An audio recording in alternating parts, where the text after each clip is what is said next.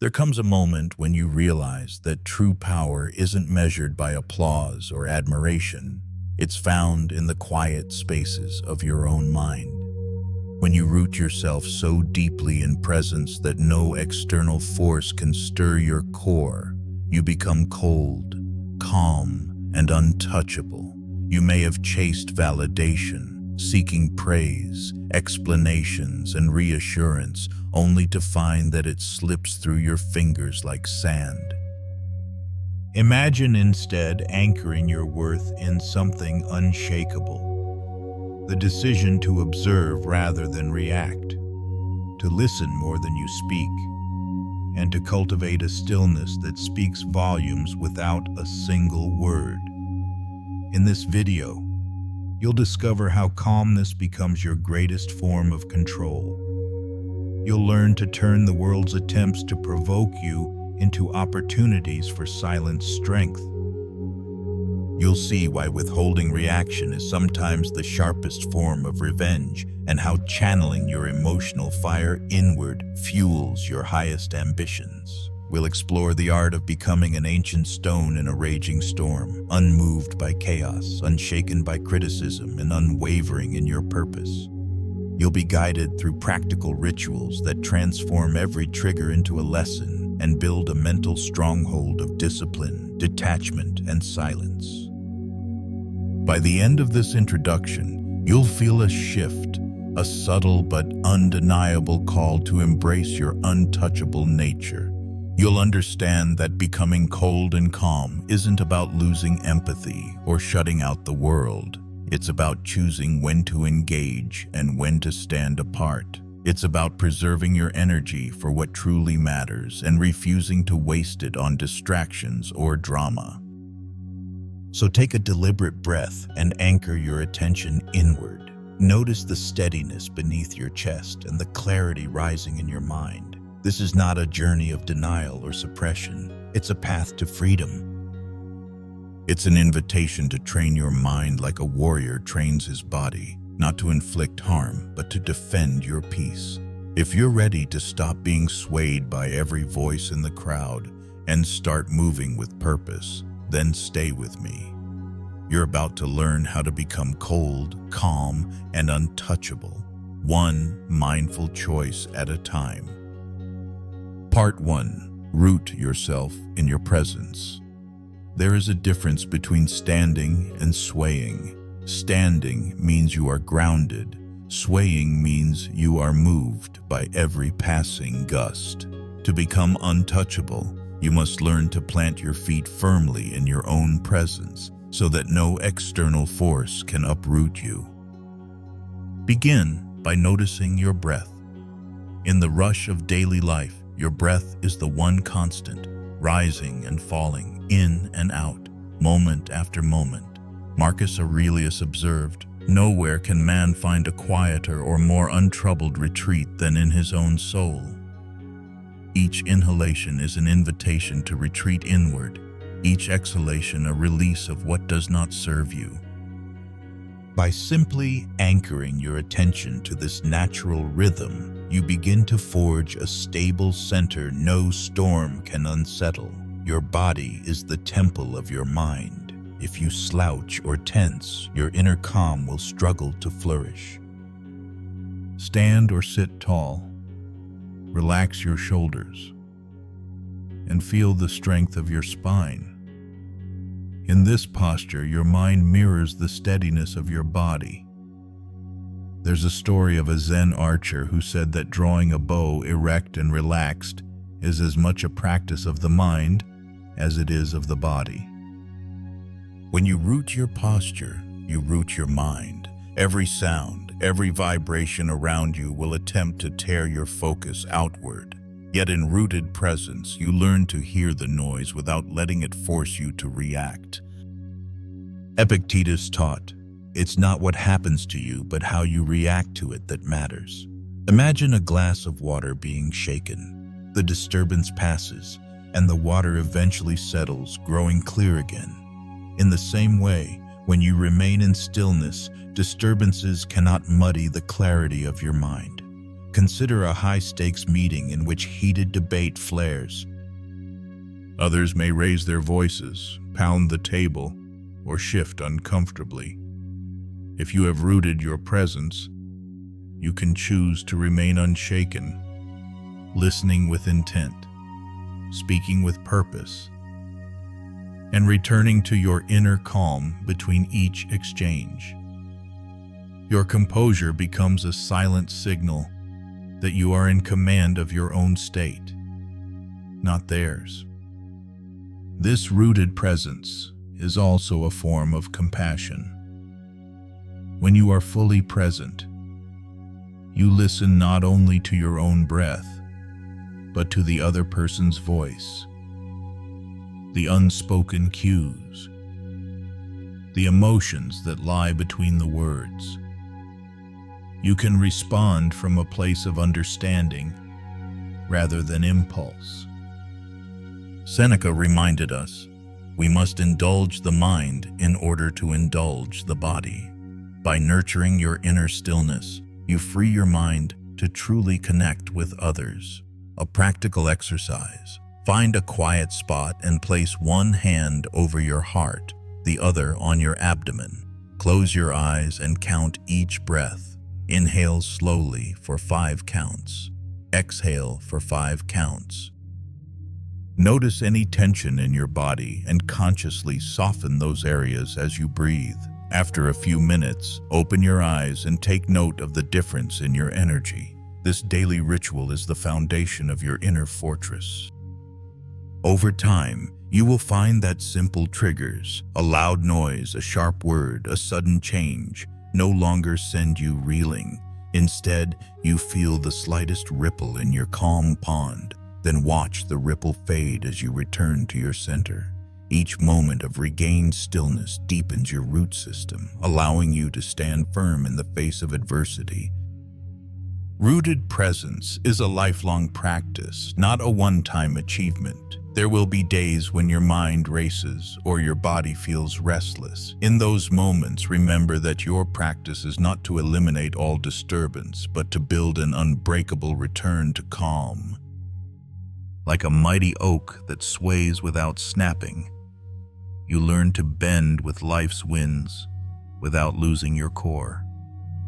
In the next section, you will discover how to transform passive observation into active mastery, learning to observe impulses without feeding them. So your first response becomes silence, not reaction. But before you move on, honor the strength you have already shown by simply planting your feet and breathing. That grounded presence is the seed from which your untouchable self will grow. Part 2. Observe in silence. Don't react in haste. When your first impulse is to strike back or defend, you hand your power over to the very forces that seek to unsettle you. To become truly untouchable, you must learn to observe in silence, turning impatience into presence and reaction into reflection. Pause before you respond. Imagine driving and another car cuts you off. Your heart pounds, your grip tightens on the wheel, and you feel a surge of anger. In that moment, you have a choice: curse and retaliate, or pause and breathe. The Stoic Epictetus taught, "No man is free who is not master of himself." By inserting even a single breath between stimulus and response, you reclaim mastery over your emotions. That breath becomes your shield against impulsive behavior, allowing you to act from intention rather than instinct. Cultivate the witness within. Inside you resides a silent observer, an inner witness that notices every thought, every sensation, every urge. When someone criticizes you at a meeting or questions your judgment, that witness steps forward, acknowledging the sting without joining it. You might think, "Here is frustration," or "Here is fear of judgment," and simply note it. Seneca wrote, "He is most powerful who has power over himself." Observing your emotions gives you the power to choose whether to engage them or let them pass like clouds across the sky. A story of restrained authority. A corporate executive once faced a public rebuke from a colleague during a presentation. The accusation was unfair and delivered with unnecessary hostility. Other team members braced for her defense, expecting a fiery comeback. Instead, she held a steady gaze, allowed the comment to hang in silence, and then continued with her data. Her composed silence spoke louder than any rebuttal could have. It communicated confidence and control. By refusing to react hastily, she shifted the focus back to the work rather than the drama. Silence as strategic pause. Silence is not mere absence of noise. It is a strategic pause that creates space for clarity. When you remain silent, you offer yourself time to process information, consider your values, and choose a response aligned with your principles. In heated conversations, those few extra seconds of quiet can transform conflict into constructive dialogue. You might ask a calm question. Can you clarify what you mean by that? Rather than launching into a defensive monologue. That question, born of silence, reframes the exchange, the mirror effect. Your silence becomes a mirror for others. When you refuse to react, you force them to confront their own aggression or confusion. They may stumble, soften their tone, or rethink their position. The Zen master Takuan emphasized the value of inner stillness. When the mind is calm, the world too is calm.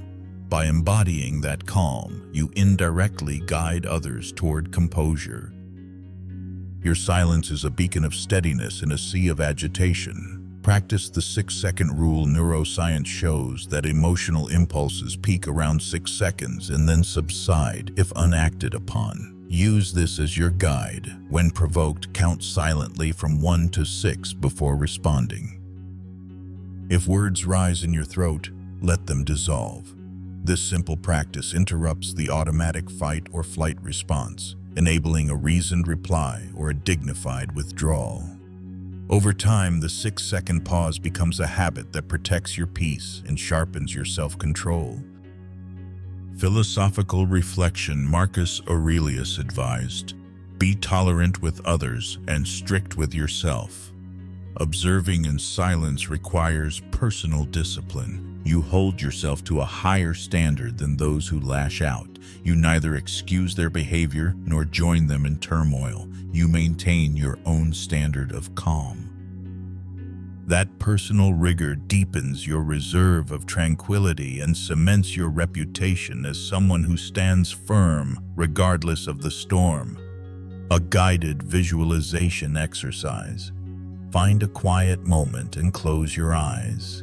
Visualize a scenario where you often react too quickly, perhaps a tense text message, a heated discussion, or a social media debate. Picture yourself receiving the criticism or insult. Notice the initial physical sensations, the rush of heat, the tightening chest, the urge to type or speak. Now imagine pausing, a deep exhale, a calm count from 1 to 6. Feel the tension melt as you choose not to react. Observe the scene shifting. Your posture relaxes, your mind clears, and you respond with intention or remain quiet. Practice this visualization daily to train your neural pathways for real-life encounters. Integrating silence into daily life. In your next conversation, notice the urge to interrupt or defend. Instead of speaking, lean into the silence. Maintain eye contact, nod in acknowledgement, and allow the other person to finish. That silence tells them you are listening and that your response will be thoughtful. Internally, remind yourself, I am safe in this pause. With each exercise, you strengthen the link between stimulus and deliberate action. Your journey continues. By mastering the art of observing in silence, you transform reactive chaos into reflective calm. You prove to yourself that your mind is yours to command, not a puppet of external provocation. In the next part, you'll learn how to deepen that calm into unwavering control, cultivating stillness that becomes the foundation of your untouchable presence. For now, honor each moment you chose to observe in silence rather than react in haste. That choice is your declaration of inner sovereignty. Part 3. Calmness is true control. True control does not roar, it resonates in silence. When you cultivate calmness within, you claim authority over your inner world, and nothing outside can force you into chaos. The paradox of power. You might assume that power belongs to those who shout the loudest or display the flashiest victories. Yet Marcus Aurelius reminded himself, "Nowhere can man find a quieter or more untroubled retreat than in his own soul." Genuine authority comes from that untroubled space, a calm centeredness that no external storm can disturb. When you remain composed under pressure, you demonstrate to yourself and others that your mind is your true realm of sovereignty. Imagine two leaders facing identical crises. One paces, raises her voice, and makes frantic decisions. The other takes measured breaths, listens intently, and responds deliberately. Which leader will inspire confidence?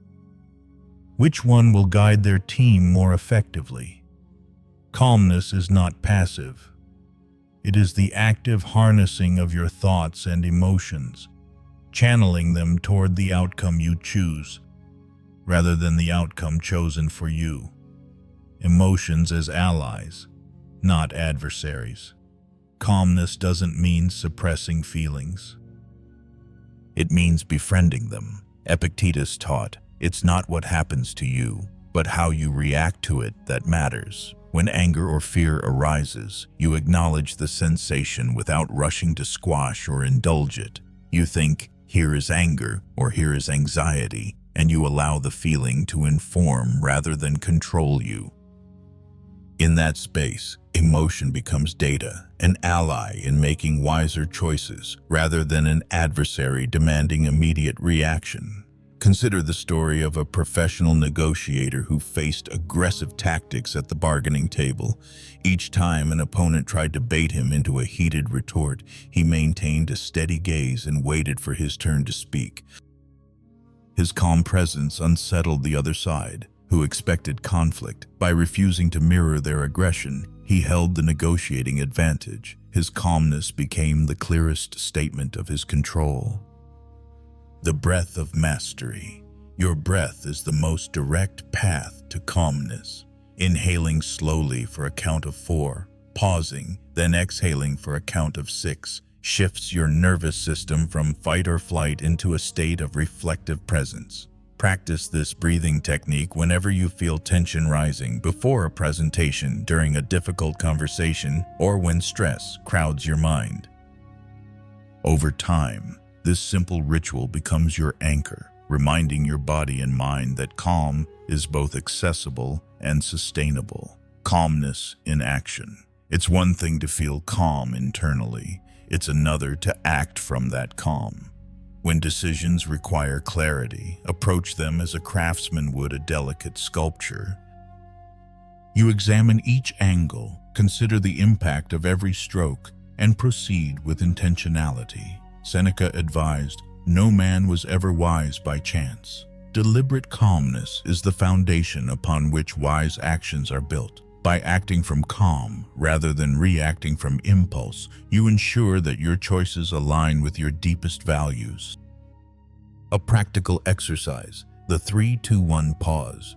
Next time you face a triggering moment, employ the 3-2-1 pause. 3. Notice 3 physical sensations: your heartbeat, the texture under your fingers, the temperature of the air. 2.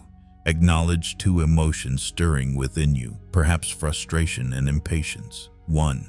Take 1 deliberate breath, long enough to connect you back to your center. This exercise shifts you from autopilot into active calm, allowing you to choose a response that serves your purpose rather than your fear. Philosophical reflection. Epictetus counseled, "You have power over your mind, not outside events. Realize this, and you will find strength." Each moment of composed stillness is proof that your authority lies not in dominating others, but in mastering yourself. As your calmness deepens, you build an unbreakable foundation for every challenge ahead. Real-world illustration. A seasoned firefighter described the pivotal moment during a massive blaze when her team panicked at unexpected flare-ups. She paused, took a steadying breath, assessed the wind's shift, and calmly directed her crew to a safer vantage point.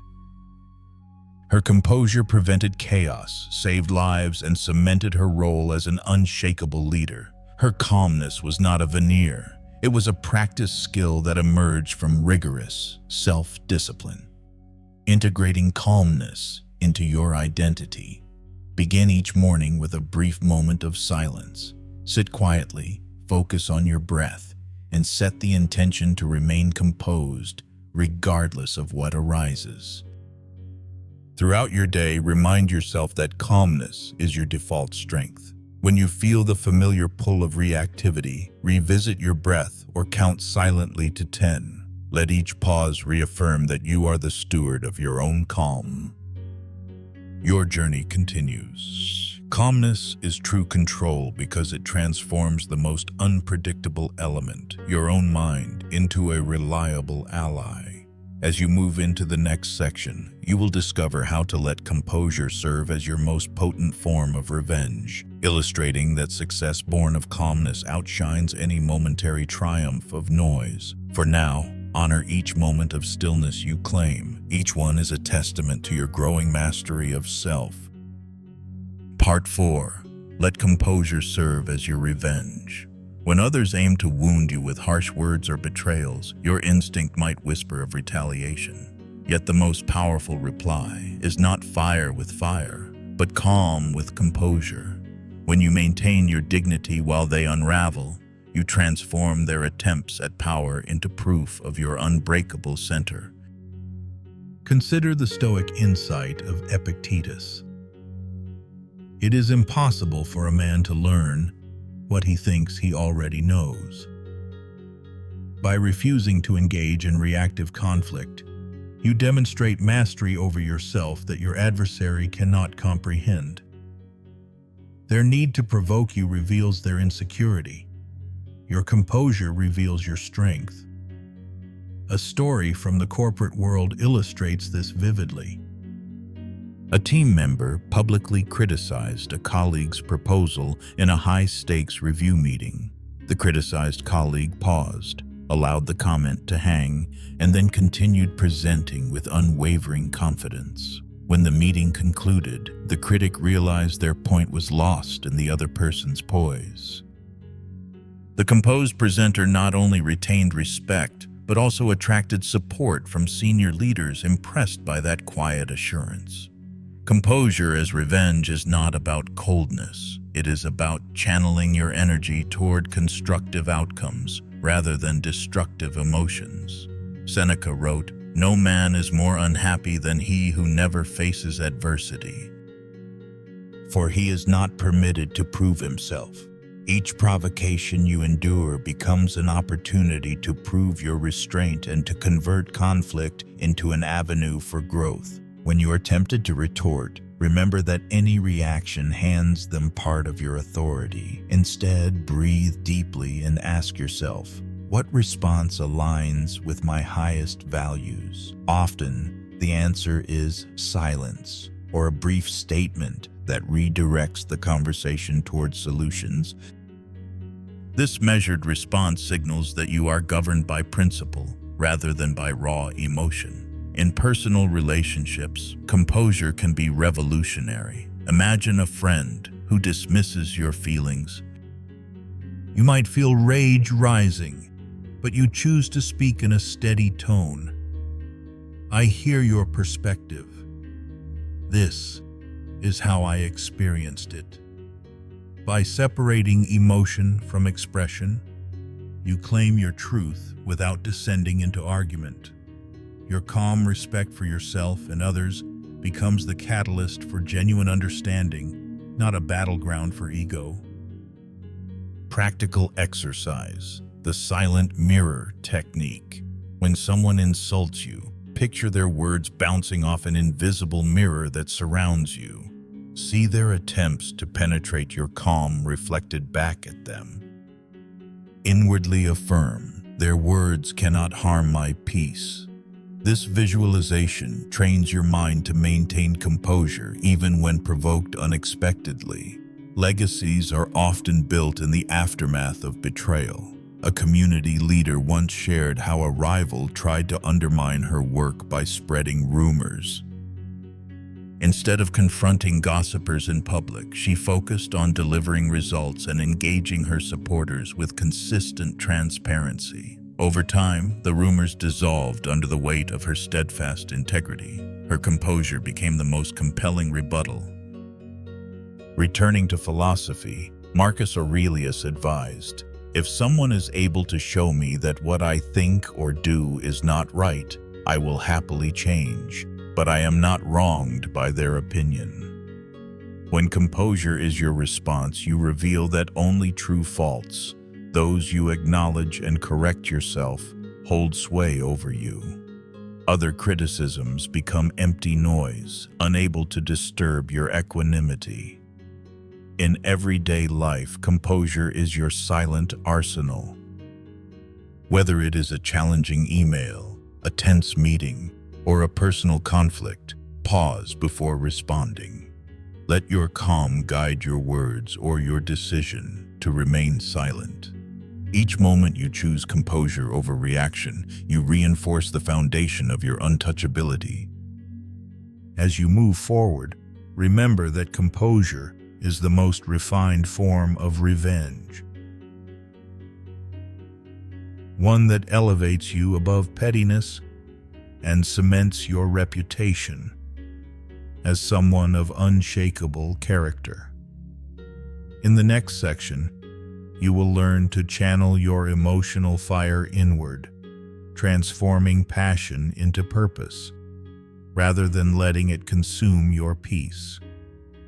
For now, honor each instance of composed restraint as a testament to your true power. Part 5. Channel your emotional fire inward. Your emotions are not enemies to be stamped out, but fuel to be harnessed. When anger or passion rises, you can choose whether it consumes you or propels you forward. By directing your emotional fire inward, you forge it into the very power that builds your purpose and resilience.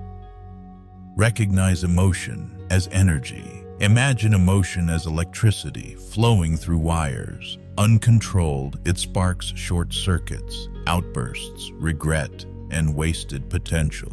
But when you channel it deliberately, it lights a path forward. Seneca reminded us, anger, if not restrained, is frequently more hurtful to us than the injury that provokes it.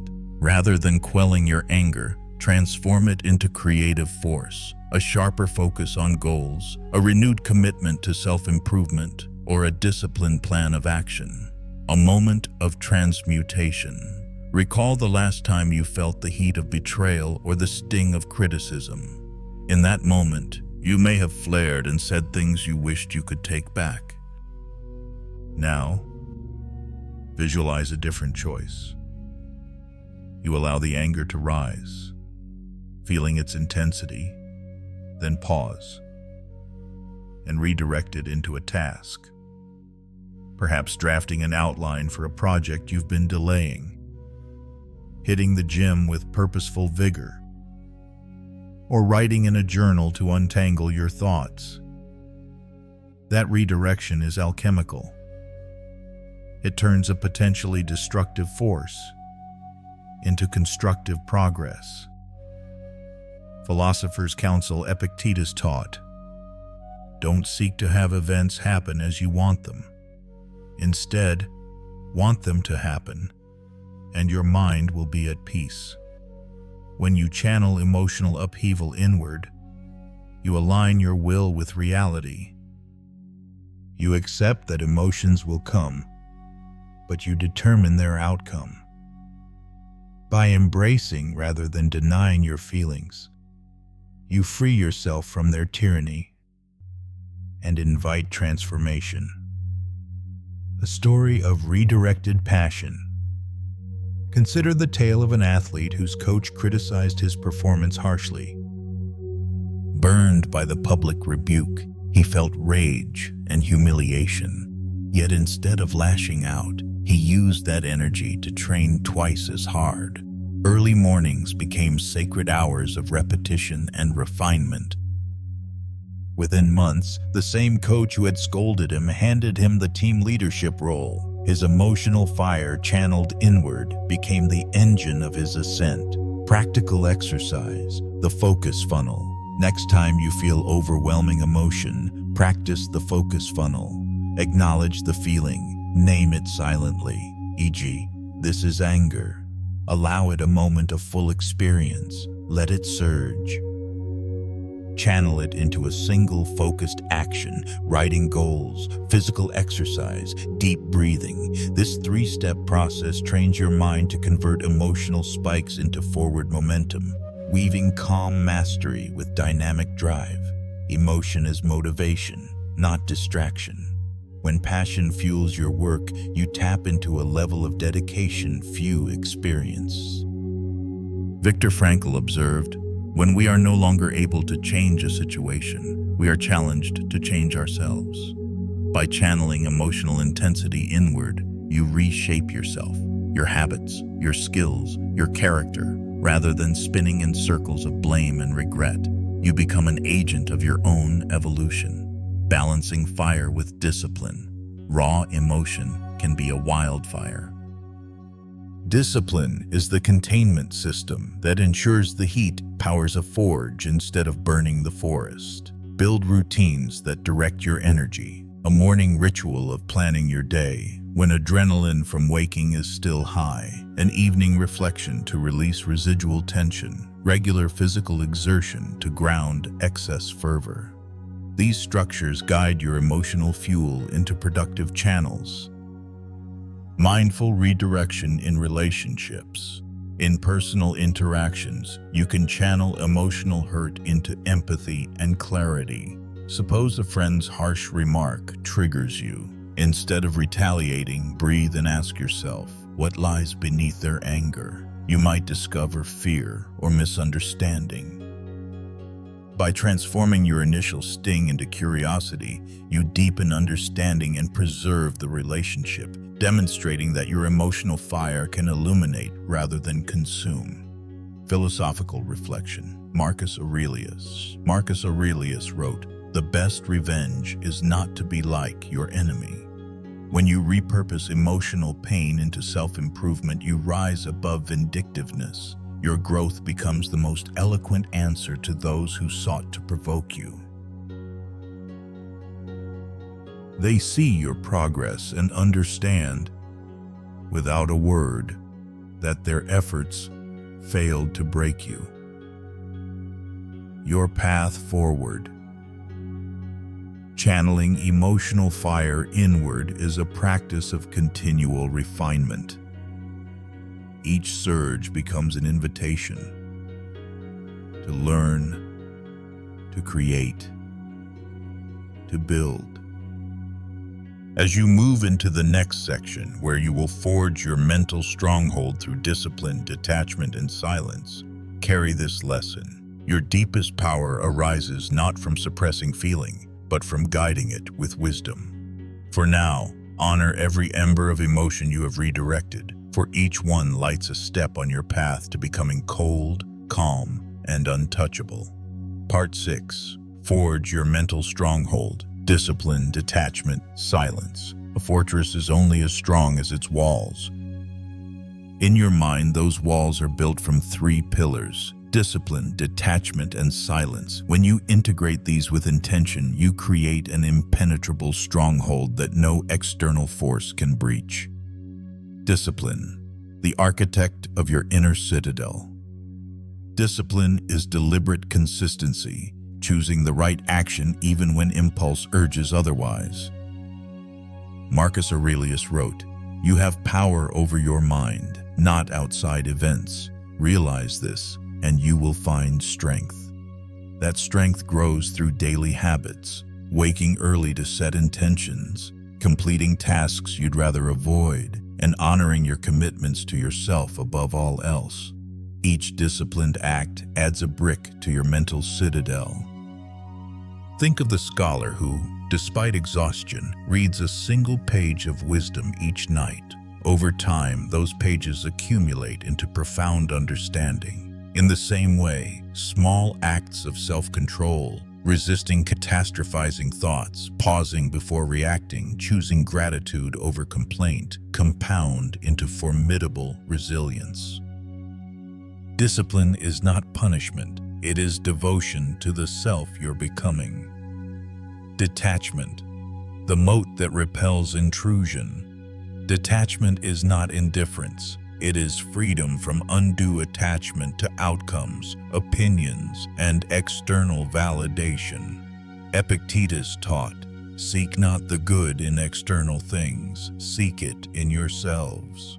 By placing your well-being within your own agency, you surround your fortress with a defensive moat.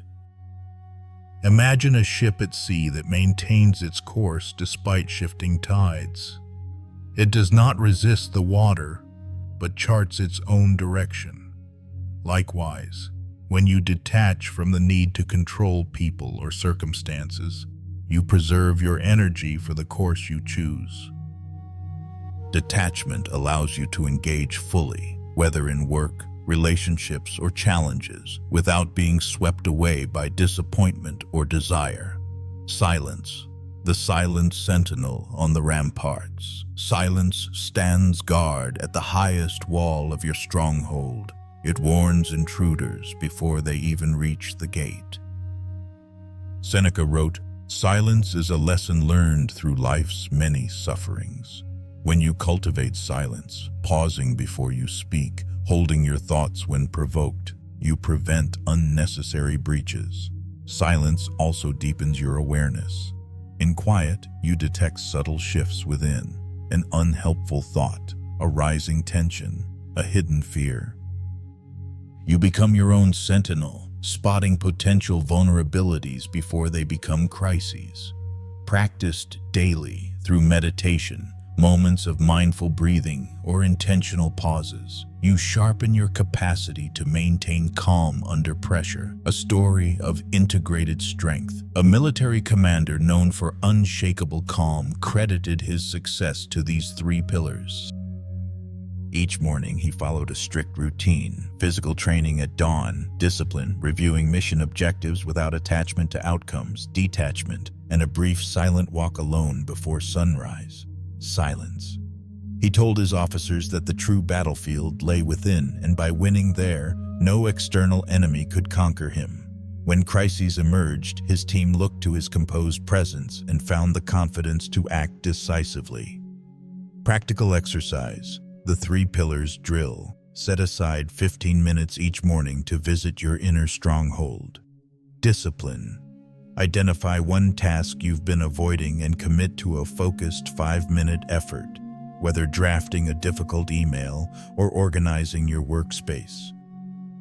Detachment. Reflect on an outcome you've been fixated on. Acknowledge your hopes, then affirm, "I release my need to control this result." Silence. Close your eyes and sit in quiet for 5 minutes. If thoughts intrude, label them and let them pass like leaves on a stream. This drill reinforces each pillar, forging your mental walls through consistent practice. Philosopher's insight Marcus Aurelius advised, "Waste no more time arguing what a good man should be. Be one." Building your stronghold is not theoretical. It's about embodying these qualities moment by moment.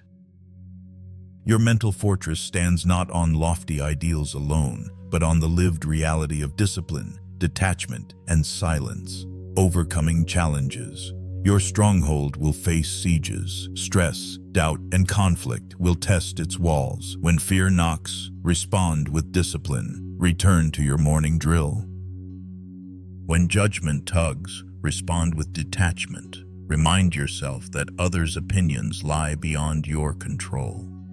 When impulsive speech tempts, respond with silence. Pause and let your inner sentinel guide you. The ripple effect of strength. As your mental stronghold solidifies, you become a beacon of stability for others.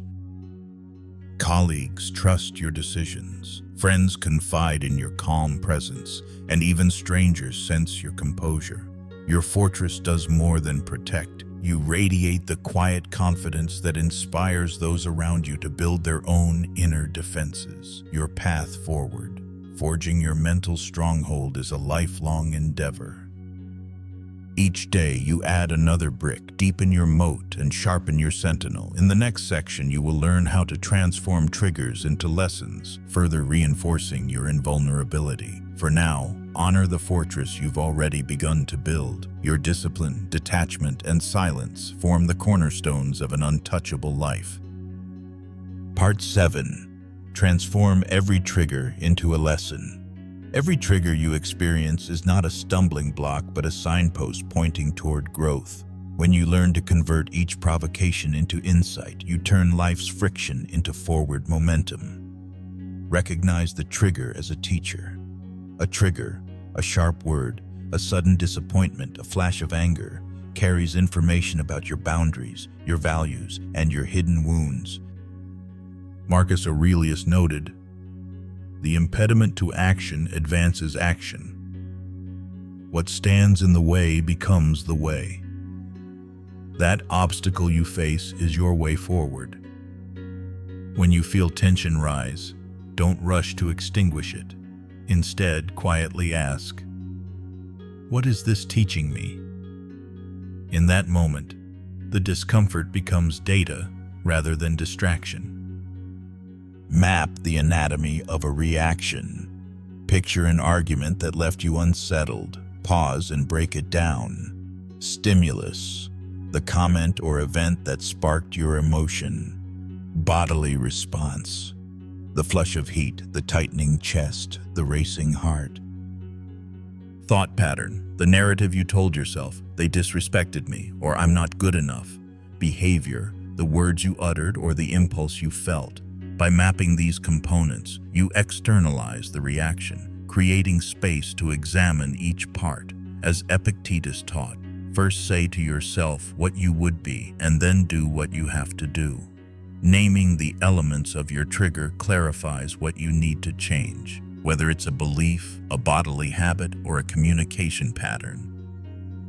A story of alchemy in adversity. Consider a teacher who faced daily frustration with disruptive students. Initially, she responded with stern reprimands that only escalated tension. One day, she paused mid-lesson when a student shouted at her.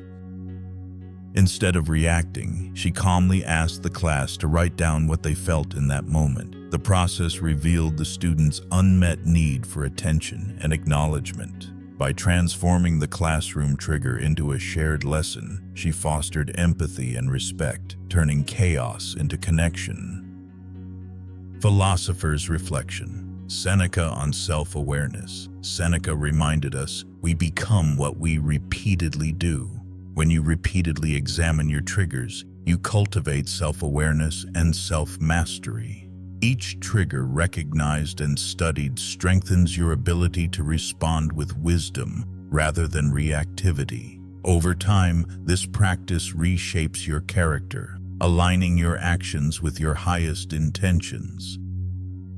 Practical exercise, the trigger journal. Keep a small notebook or digital note titled Trigger Lessons. Whenever you feel a strong emotional surge, record. What happened? How did my body feel? What thoughts arose? What lesson can I draw? At the end of each week, review your entries and identify patterns. Do certain situations consistently provoke you?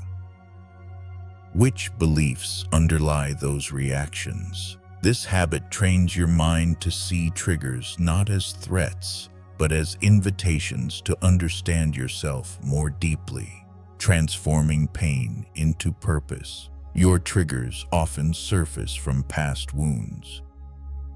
Perhaps criticism recalls a long-ago failure, or rejection echoes childhood abandonment.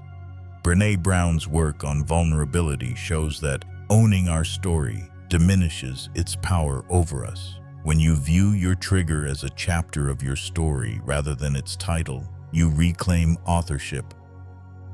You choose how the narrative unfolds, converting pain into purpose-driven action. A real-world illustration. A startup founder once shared how investor skepticism triggered self-doubt.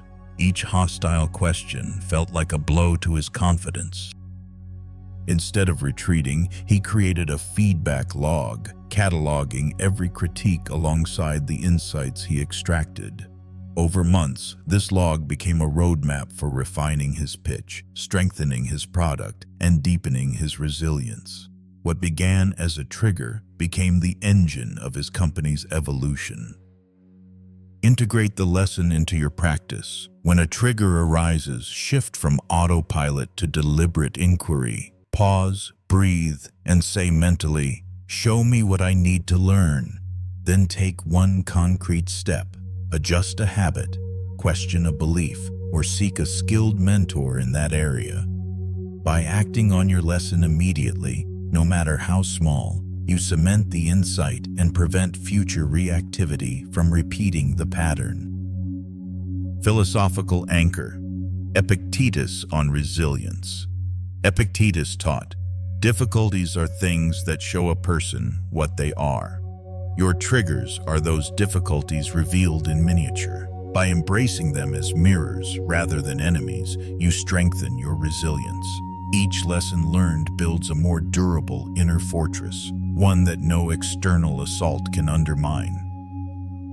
Path forward. As you practice transforming triggers into lessons, you prepare yourself for the final stage, living daily habits that make you truly untouchable. In the next section, you will discover how small, consistent practices anchor your growth and ensure that your newfound wisdom translates into unshakable presence. For now, honor every trigger as a gift, an opportunity to become more aligned with the Stoic ideal of unbreakable self-mastery. Part 8. Daily Habits of the Untouchable. Becoming untouchable isn't a one-time achievement. It is the culmination of daily rituals that reinforce your inner fortress. When you weave small, intentional practices into each day, you anchor your presence in habits that no external force can erode. Morning stillness. Begin each day before the world clamors for your attention. Marcus Aurelius rose at dawn to journal his intentions and examine his mind. You too can carve out 5 minutes of silence. Sit quietly, focus on your breath, and set one clear intention: to remain composed, self-governed, and purpose-driven. This ritual primes your mind to navigate chaos with calm. Gratitude check-in. Before responding to messages or launching into tasks, quietly name 3 things you appreciate: your health, a supportive relationship, or even the warmth of sunlight. Seneca wrote, "Nothing is enough for the man to whom enough is too little." A daily gratitude check-in reminds you that your peace is built from abundance, not from external approval, and it inoculates you against envy and impatience. Strategic pauses. Throughout your day, insert brief pauses before high-stakes interactions. Before answering an email that triggers you, take a deep breath and count silently to 3. Before engaging in a difficult conversation, pause at the doorway to ground your presence. These micro-pauses train your mind to default to observation over reactivity, preserving your composure in every encounter. Focused work blocks. Discipline is the backbone of untouchability. Schedule 2 or 3 uninterrupted work blocks, 25 to 50 minutes each, where you focus solely on your highest priority task. During these blocks, silence notifications and remove distractions. By mastering the art of deep work, you demonstrate to yourself that no outside interruption can shake your concentration or derail your purpose. Midday reflection. Around midday, step away from screens and obligations to reflect on your emotional state. Journal briefly. Note any triggers you faced and the lessons they offered. Record how you responded. Did you pause? Did you hold your silence? By reviewing your reactions while they're still fresh, you reinforce the habit of self-awareness and prepare for a calmer afternoon. Constructive movement. Physical strength supports mental resilience. Whether through yoga, running, or weight training, choose an activity that challenges you and demands presence. As you push through fatigue, practice noticing urges to quit and choosing perseverance. This embodied discipline carries over into your mental stronghold, teaching you to endure discomfort without losing your composure. Evening unplug. Ritual. At day's end, disconnect from digital noise. Turn off notifications, step away from social media, and spend a few minutes in silence or reading a philosophical text. Epictetus suggested that reflection on your day before sleep cements learning. Ask yourself, where did I stand firm? Where can I grow tomorrow? This ritual closes your inner gates to external chaos and recharges your capacity for calm. Boundary reinforcement. Each time you say no to a request or decline to explain yourself, you reinforce your sovereignty. Schedule a weekly boundary audit. Review areas where you felt compelled to justify or bending to pressure. Identify one boundary to strengthen next week, perhaps limiting late-night work or refusing small talk when drained. Tracking these commitments transforms occasional acts into an unbreakable standard. Nightly gratitude and release. Before sleep, revisit your gratitude list and add one lesson drawn from that day's challenges. Then practice a brief release ritual. Exhale deeply and imagine the day's residual tension flowing out of you as you lie down.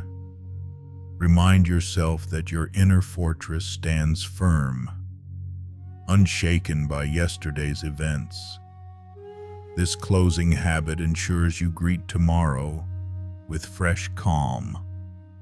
A story of consistent mastery. A surgeon known for composure in the operating room credited her daily routine: a dawn meditation, midday mindfulness breaks, and an evening debrief with her mentor. When complications arose in surgery, she maintained a calm voice, guiding her team with clarity. Her habits of presence, pause, and reflection made her untouchable in the most intense moments. Philosophical reflection. Marcus Aurelius. He wrote, "The happiness of your life depends upon the quality of your thoughts." These daily habits shape that quality.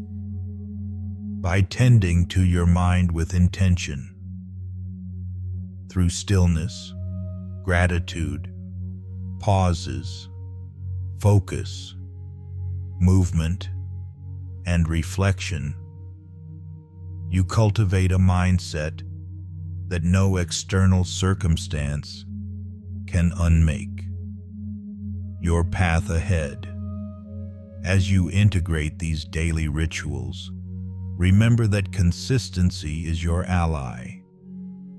Each moment you choose stillness over impulse, gratitude over lack, or reflection over distraction, you deepen the roots of your untouchability. Carry these habits forward, and you will stand, day after day, as the calm center in whatever storm arises. Conclusion. You've learned to root yourself so deeply in presence that no external force can sway you, to observe in silence rather than react in haste, and to cultivate calmness as your truest form of control.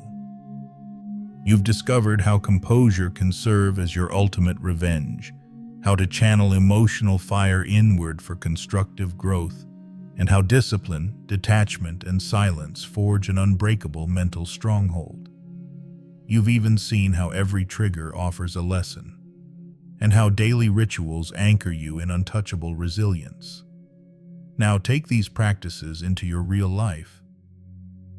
Begin tomorrow with a moment of stillness. Pause before your next reaction and remind yourself that your power lies in calm mastery rather than fleeting impulses.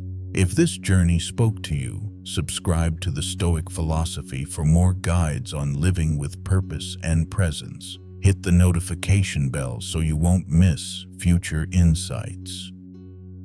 Share in the comments one habit you'll start today to become more cold, calm, and untouchable. And let's learn together. Stay stoic, stay grounded. And remember, true strength is silent, sovereign, and self-governed.